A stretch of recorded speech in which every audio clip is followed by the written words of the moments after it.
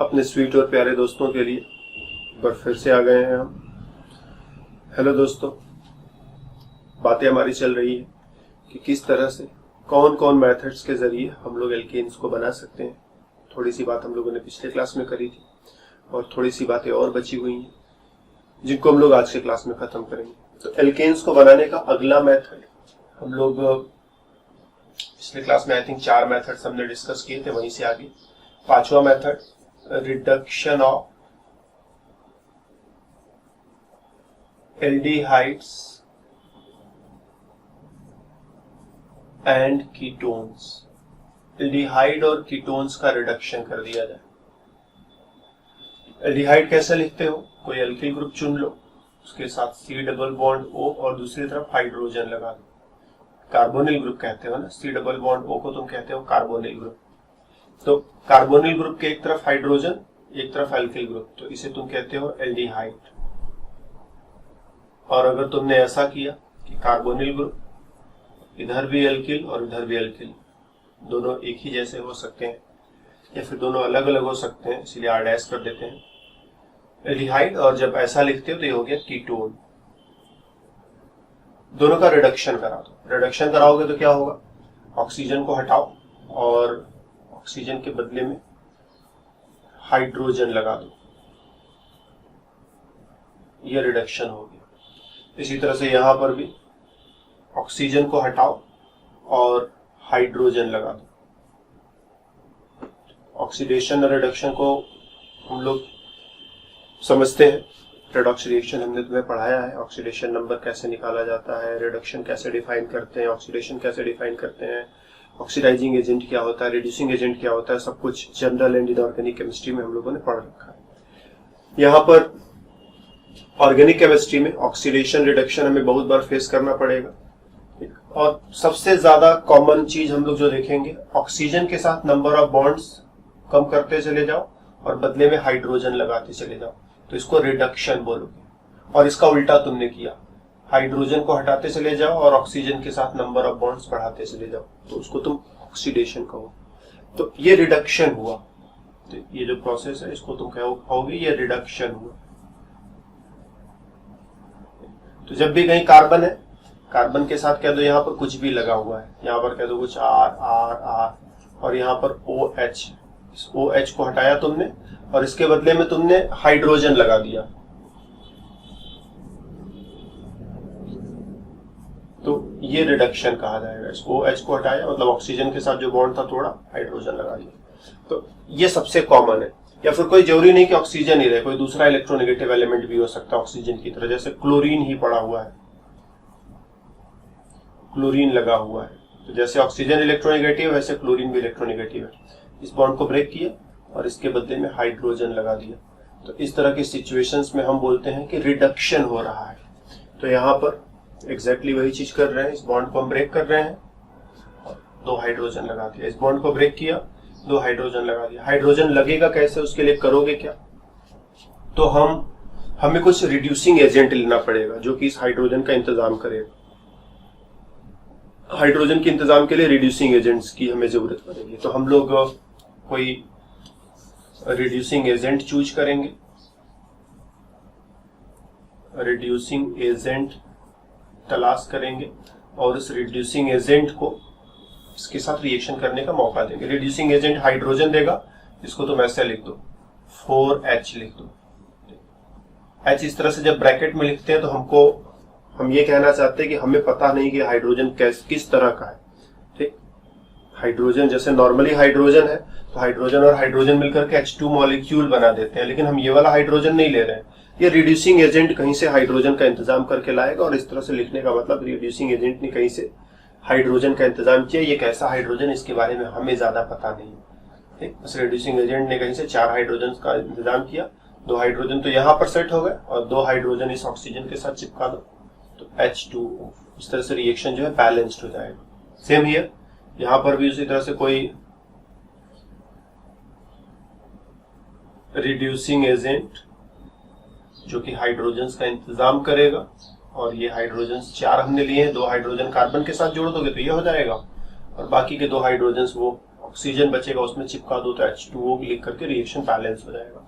क्या क्या reducing agent हम लोग इस सिचुएशन में एल्डिहाइड और कीटोन के इस रिडक्शन के लिए क्या क्या रिड्यूसिंग एजेंट्स चुन सकते हैं उसकी बात कर ली जाए। रिड्यूसिंग एजेंट्स, कौन कौन से रिड्यूसिंग एजेंट्स है जो हमें यहां पर काम आएंगे? तो एक तो है जिंक अमलगम। जिंक को मरकरी में डिसॉल्व कर लेते हैं ना, मरकरी लिक्विड होता है उसमें जिंक घुल जाएगा, इसको कहते हैं जिंक अमलगम। Zinc amalgam. और इसके साथ मिला देते हैं कंसंट्रेटेड HCl। ये दोनों मिलकर के हाइड्रोजन का इंतजाम करेंगे। इसी तरह से दूसरा NH2 single bonded with NH2, इसको नाम देते हैं हाइड्राजीन। इसके साथ कुछ स्ट्रॉन्ग बेस जैसे NaOH या फिर कोई सोडियम एल्कोक्साइड, इस टाइप का कुछ स्ट्रॉन्ग बेस ले लेते हैं। तीसरा चॉइस अपना हो सकता है हाइड्रोजन आयोडाइड और रेड फास्फोरस का मिक्सचर। ये बहुत ही स्ट्रॉन्ग है, ये और भी बहुत सारे फंक्शनल ग्रुप्स का रिडक्शन कर सकता है, तो हम लोग इसका इस्तेमाल ज्यादा नहीं करते। It's very very strong, very very strong and reduces many functional groups। तो इसीलिए इसका इस्तेमाल हम लोग बहुत संभल करके करते हैं, तो इसका इस्तेमाल हर जगह नहीं करेंगे, लेकिन इसका इस्तेमाल यहाँ पर चाहे तो हम कर सकते हैं। अगर एल्डिहाइड फंक्शनल ग्रुप अकेले है, कीटोन फंक्शनल ग्रुप अकेले है, कोई और फंक्शनल ग्रुप है नहीं, हमें उसका ही रिडक्शन करना है, कोई किसी और फंक्शनल ग्रुप की चिंता नहीं करनी है, तो इसका इस्तेमाल किया जा सकता है। जिंक अमलगम और HCl इसका इस्तेमाल एल्डिहाइड कीटोन के रिडक्शन के लिए कर सकते हैं, और NH2 हाइड्राजीन के साथ कुछ स्ट्रॉन्ग बेस ले ले उसका भी इस्तेमाल कर सकते हैं। अगर रिएक्शन हम इसकी मदद से कराते हैं तो हम रिएक्शन को नाम देते हैं क्लीमेंसन रिडक्शन। ठीक, क्लीमेंसन रिडक्शन। अगर रिएक्शन हम इसकी मदद से कराते हैं तो रिएक्शन को हम नाम देते हैं ओल्फ-किश्नर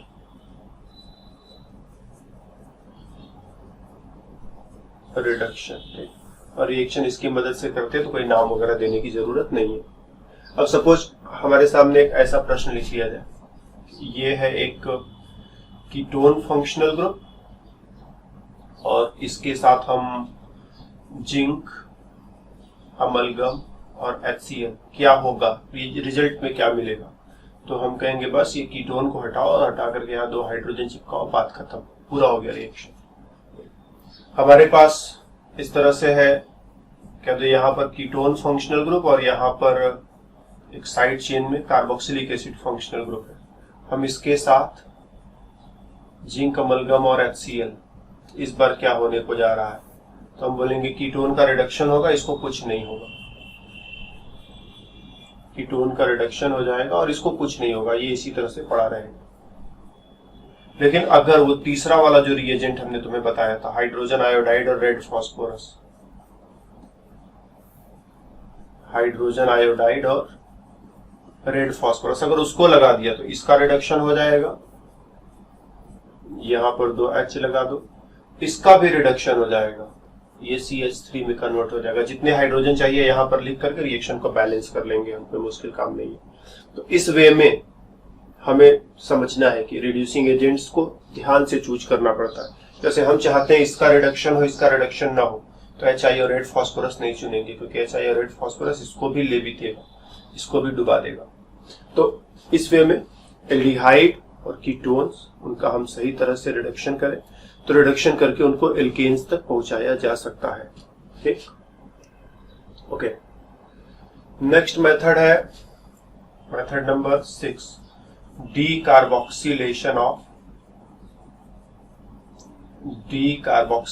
ऑफ कार्बोक्सिलिक एसिड्स। कोई कार्बोक्सिलिक एसिड है, उसका स्ट्रक्चर हम चाहे तो ऐसे लिख सकते हैं ना, RC+OOH। R की जगह कोई भी एल्किल ग्रुप ले लेना, methyl, ethyl, propyl, butyl, pentyl, whatsoever you want. Decarboxylation मतलब इस कार्बोक्सिलिक एसिड ग्रुप को हटाना है। और इसको हटा करके इसके बदले अगर हम एक हाइड्रोजन लगा दें, R के साथ H कर दें, जैसे मान लो यहां पर हमारे पास कार्बोक्सिलिक एसिड ये वाला था, ठीक, और इसको हटा दें हम, और इसको हटा करके इसके बदले एक हाइड्रोजन लगा दें, तो ये इथेन हो जाएगा। लेकिन ये चीज होगा कैसे? ये तो हमने सिर्फ अभी मन में प्लान बनाया कि अगर इसको हटाकर हाइड्रोजन लगा दे, इसको हटा करके हाइड्रोजन लगा दे तो एल्केन बन जाएगा। लेकिन ये कैसे होगा? हम अगर हमें ये रिएक्शन करना हो तो हमें क्या क्या खिचड़ी पकानी पड़ेगी। तो हमें क्या करना है, सबसे पहले तो जो कार्बोक्सिलिक एसिड है, इस कार्बोक्सिलिक एसिड को हमको सोडियम सॉल्ट में बदलना है। किसमें बदलना है? सोडियम सॉल्ट में। H हटाकर सोडियम लगाना है, तो हम इसको NaOH से रिएक्शन करा देंगे, ये सोडियम सॉल्ट में बदल जाएगा। फिर इसके बाद जब ये सोडियम सॉल्ट में बदल गया तो इसको सोडा लाइम के साथ रिएक्शन कराएंगे, सोडा लाइम के साथ हीट करेंगे, सोडा लाइम के साथ इसको स्ट्रांगली हीट करेंगे, स्ट्रांगली हीटिंग करेंगे, इसका खूब जोर से इसको हीट करेंगे। और खूब जोर से हीट करेंगे तो हम देखेंगे ये वाला पार्ट निकल जाएगा, पूरा पार्ट निकल जाएगा, और इसके बदले में एक H आ जाएगा। सोडा लाइम क्या होता है? NaOH प्लस कैल्शियम ऑक्साइड का मिक्सचर जो है उसी को सोडा लाइम कहते हैं। हमें मेन काम सोडियम हाइड्रोक्साइड से है। अगर रिएक्शन को बैलेंस्ड वे में लिखना चाहे तो कैसे लिखेंगे? ये हो गया सोडियम सॉल्ट और ये हो गया NaOH। इस पूरे ग्रुप को उड़ा दो, इसको हटाओ यहां से, इसको हटा करके एक हाइड्रोजन लगाना है तो RH कर दिया। H कहां से आया? तो कह दो यही वाला हाइड्रोजन जो है यहां से उठा लेना, और क्या जाता है, यह हाइड्रोजन उठा करके इसमें चिपका देना, हो गया। और बाकी जो बचा हुआ खेल तमाशा है, मतलब सोडियम है, ऑक्सीजन है, सोडियम है, ऑक्सीजन है, कार्बन है, ऑक्सीजन है, इन सबको तुम एक साथ मिला दो तो Na2CO3। और कैल्शियम ऑक्साइड क्या है? इसको ऐसे ऊपर लिख दो, एरो के ऊपर डेल्टा डेल्टा 2 बार बना दिया, मतलब खूब हीट कर रहे हैं, जोर से हीट कर रहे हैं। कैल्शियम ऑक्साइड का रोल क्या है? कैल्शियम ऑक्साइड पानी को खींच लेता है, तो अगर मिक्सचर में कोई नमी रहेगी तो वो पानी को अपने पास खींच लेगा और रिएक्शन में इससे मदद मिलती है। तो बस इसीलिए कैल्शियम ऑक्साइड दिया है।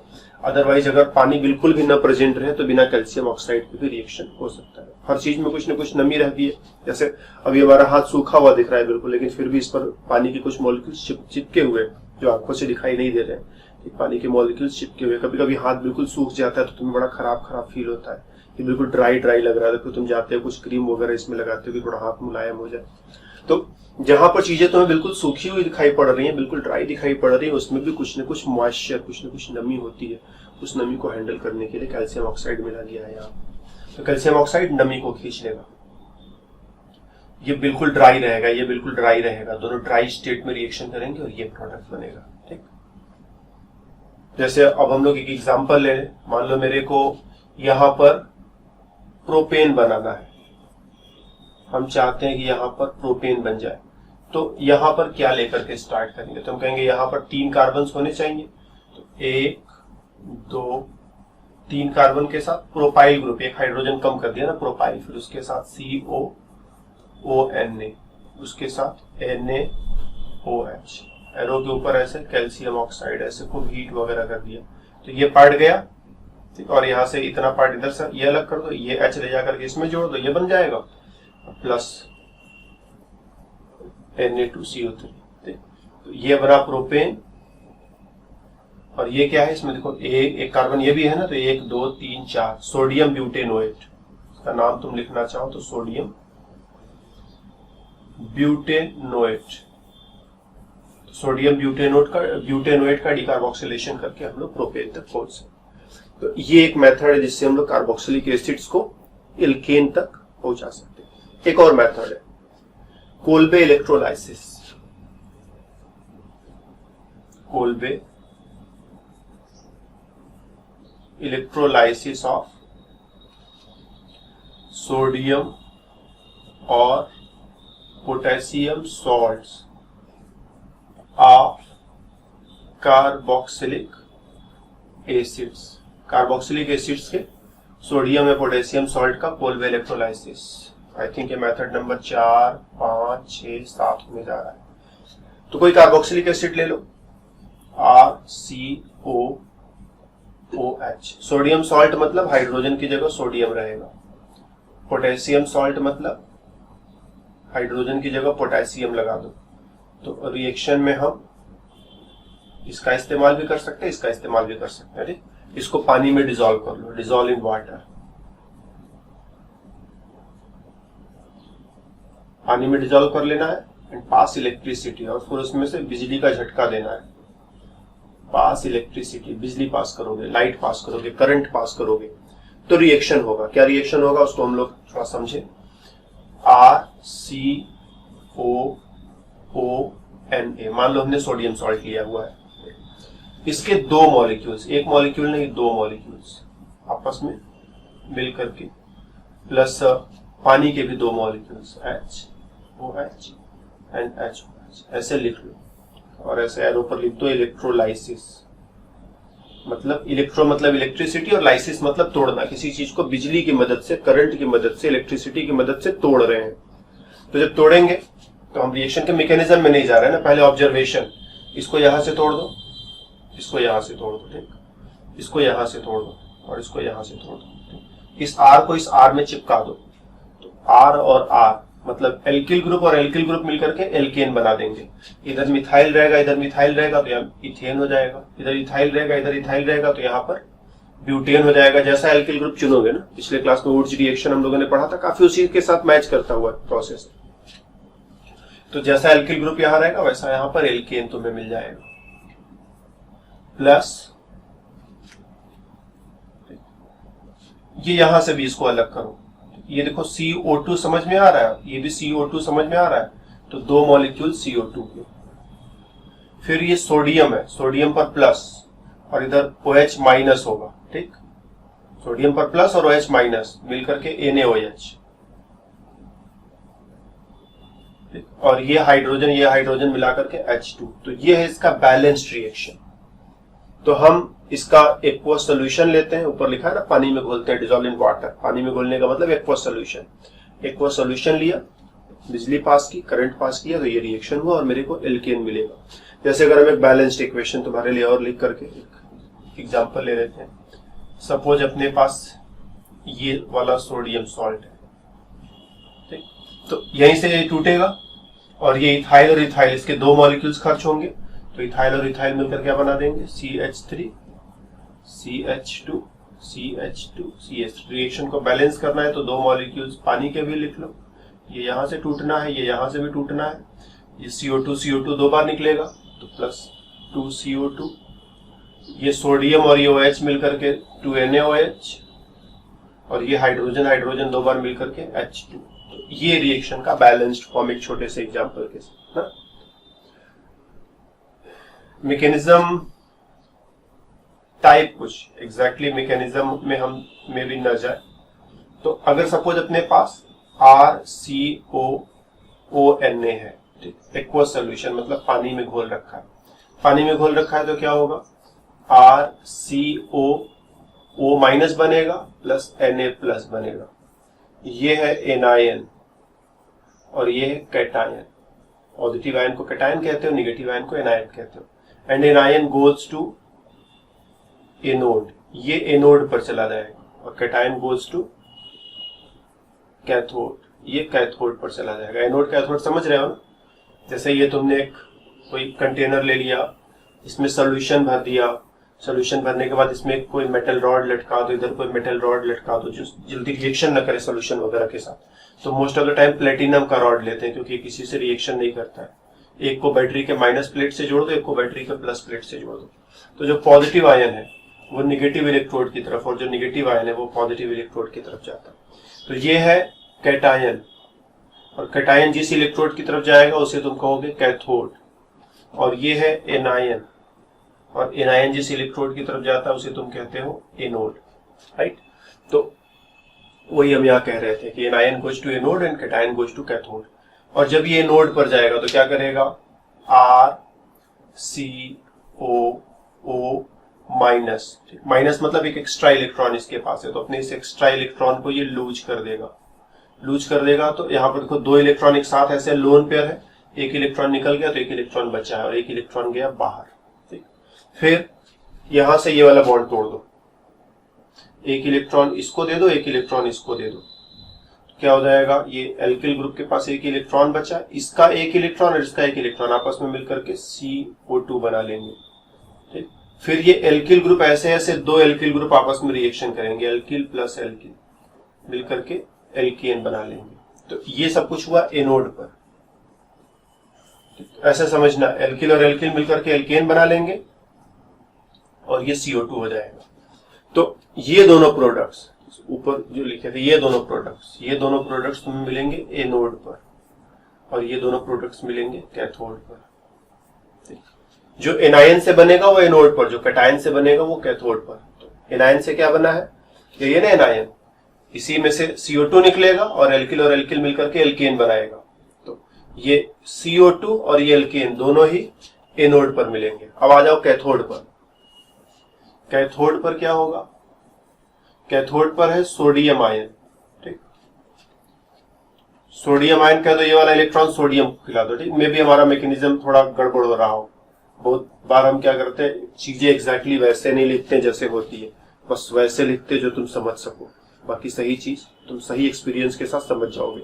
अब यहां पर हम बिल्कुल सही करने लगेंगे तो होगा ये कॉम्प्लिकेशन इतना बढ़ जाएगा कि तुम घबरा जाओगे। तो हम थोड़ा सा तुम्हें घबराना नहीं चाहते हैं।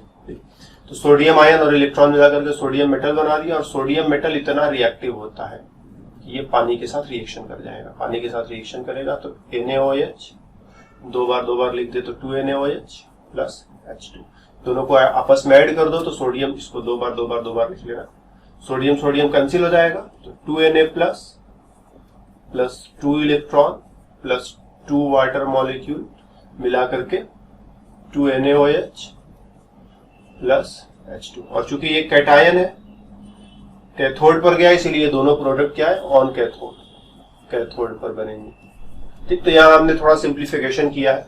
इलेक्ट्रोकेमिस्ट्री का ये कॉन्सेप्ट होता है तो हमने एग्जैक्ट इलेक्ट्रोकेमिस्ट्री का एग्जैक्ट कॉन्सेप्ट यहाँ पर नहीं लगाया, थोड़ा सा सिंप्लीफिकेशन किया है। अगर कभी तुम्हें पता चले कि कोई क्लेम करे कि ये सही नहीं लिखा हुआ है तो परेशान मत होना। ठीक, हम इसके लिए बिल्कुल भी परेशान नहीं, बस मेरा टोटल टारगेट ये था कि हम ये समझे कि एनोड पर एनायन गया और एनायन से ये दो चीजें मेरे को मिली, और कैथोड पर कैटायन गया और कैटायन ने पानी के मॉलिक्यूल के साथ और इलेक्ट्रॉन के साथ मिलकर के ये दोनों चीजें बनाई। तो यहाँ पर जो प्रोडक्ट्स बन रहे हैं, ये दोनों प्रोडक्ट्स एनायन से बने हैं एनोड पर, और ये दोनों प्रोडक्ट्स कैटायन से बने हैं कैथोड पर। कभी कभी ये प्रश्न होता है तुम्हारे सामने कि कौन एनोड पर बना, कौन कैथोड पर बना।